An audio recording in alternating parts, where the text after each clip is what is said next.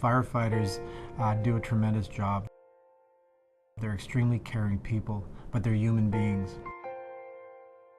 You never know, because nobody's invincible. One of the saddest ironies of this job is we love this great profession. We're very proud to don the uniform and ride the rigs, but it does kill us, and that's not right.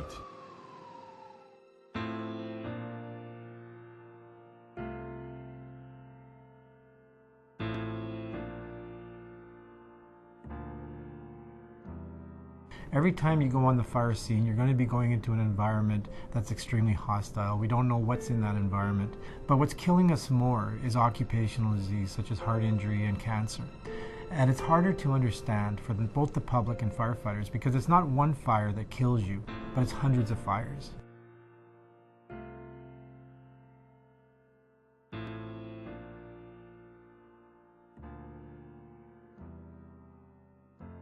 Barry and I met, and we were in our 20s and that, and we dated for a couple of years, and then we got married and started raising a family, and he just, I don't know how he ever decided, but he thought it would be kind of cool to be a firefighter. So we just started on a new journey in our life, and he was very excited. He loved being a firefighter.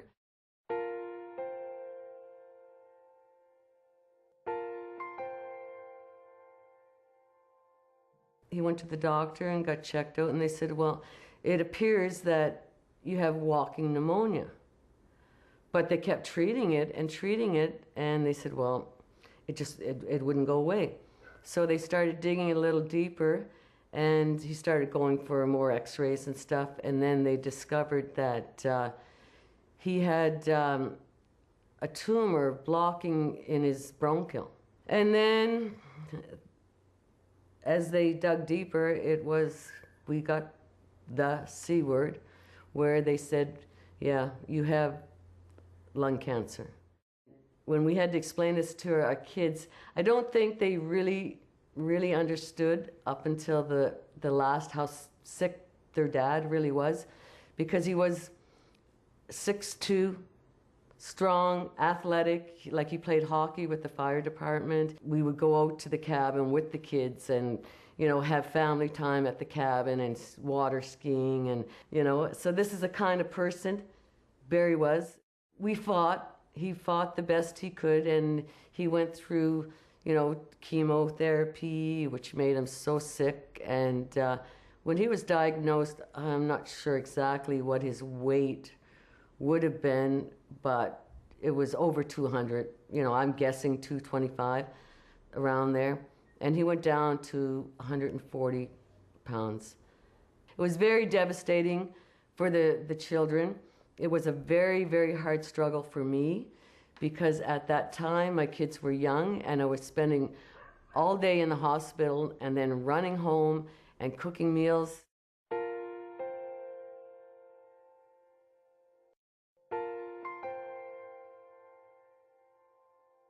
My life since that has been, if I had to describe it in one word, it would be a roller coaster.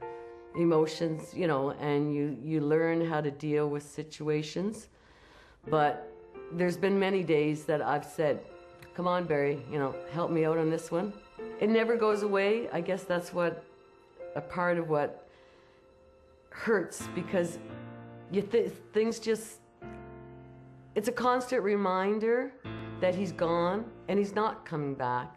We just have to persevere, and life goes on whether you want it to or not.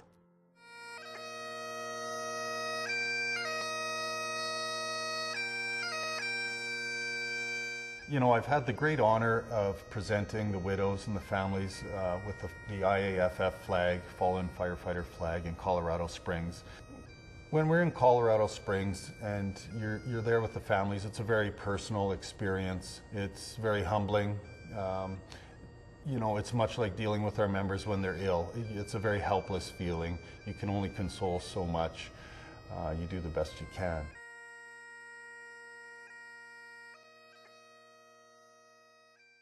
The medical literature is very clear that there are a number of types of cancers where firefighting poses an increased risk to the development of those cancers, and one's risk increases over time. So, for example, if you've worked as a firefighter for 9 or 10 years, your risk might be more minimal, but once you've worked for 15 or 20 years, your risk of those cancers goes up exponentially.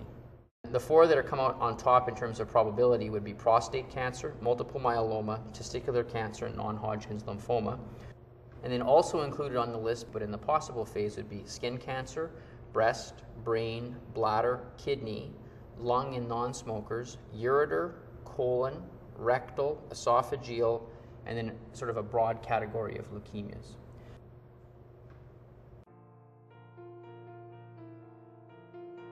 The practices that we accepted in 1975 were far different than today. We did have masks. We had what we refer to as SCBA. We did have air tanks on our back, and they were used, but they were only used for a short time. We would take our mask off as long as a lot of the smoke was gone.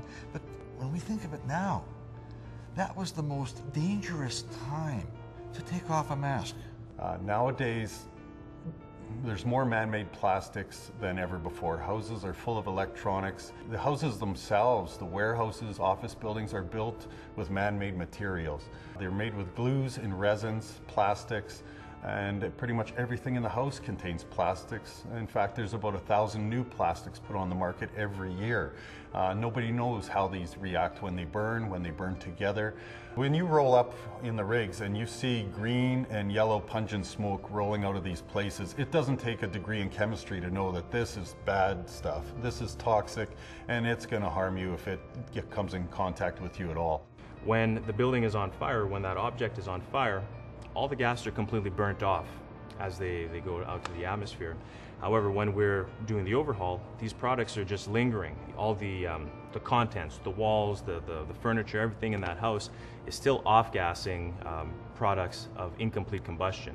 Throughout this off-gassing process, you're breathing all this in, and all of that gas over your hundreds of fires and your bin fires and your car fires, your house fires, all these different things over the course of your career add up to an injury down the road, and not for years down the road.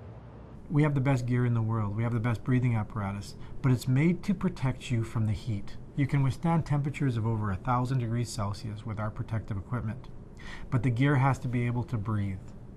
So when it breathes, it also has the ability to absorb. It absorbs chemicals such as benzene, polycyclic aromatic carbons, bentadiene, formaldehyde. That goes through your gear. There's literally no barrier, so it comes on your skin. And it wasn't only at fires. I remember, and I'm going to go back to Sixth Station in 1975, well before the exhaust systems, spring cleaning after a winter of diesel fumes. You can write your name on the wall on the apparatus floor from the diesel particulates in the air. And we're breathing it. Today, we have the exhaust systems in all our apparatus floors to pull all the diesel fumes and particulates out of the air. That helps our members tremendously. We don't have those diesel particulates in our airs anymore. So as a result of it, everybody is breathing cleaner air in our fire stations. I think through educational packages and research, we've now demonstrated that there's an increased risk. Now we have to get that knowledge out to all the firefighters and the healthcare professionals. The biggest piece that needs to be emphasized about this is awareness that that risk exists.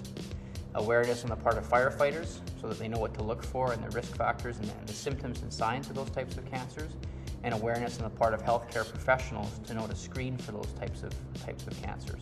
We were told when we got on the job that becoming a firefighter is like taking 6 to 8 years off your life, and that opens your eyes.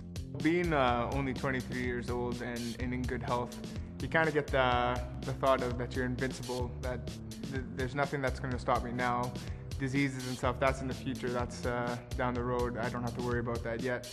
But this is where it starts. This is where those chemicals and toxins get into your body and they start to work away at your health, and then down the road it becomes a problem. From a firefighter perspective, the awareness starts with a healthy lifestyle and sort of modifications during the workforce. Wear your personal protective equipment, clean yourself up quickly after fires, live a healthy lifestyle, eat well, exercise, focus on health. and also to kind of be aware of the signs and symptoms of certain types of cancers that firefighting poses a risk for. If you're concerned about lung cancer, for example, you'd be looking for unexplained cough or chest pain.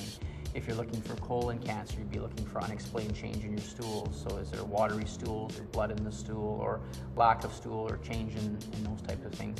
If you're looking for concerns about urinary types of cancers, you're looking for a change in your urine frequency, going more often, going less often, blood in the urine, dysuria or pain with voiding would be concerns.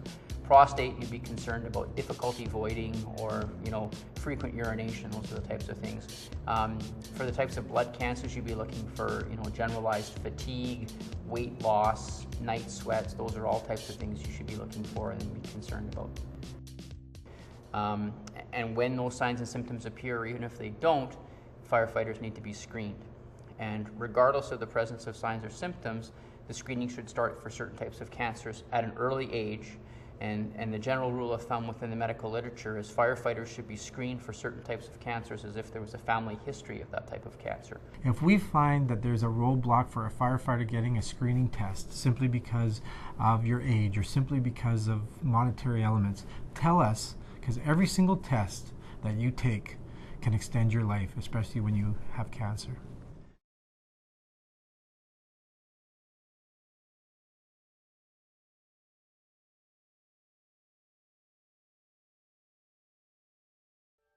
This legislation in Manitoba is the strongest piece of legislation, not only in Canada, but maybe in the world in regards to protecting firefighters. In conjunction with the WCB, with Manitoba, we are working hard to ensure that this legislation is being brought not only throughout Canada and the United States, but throughout Europe.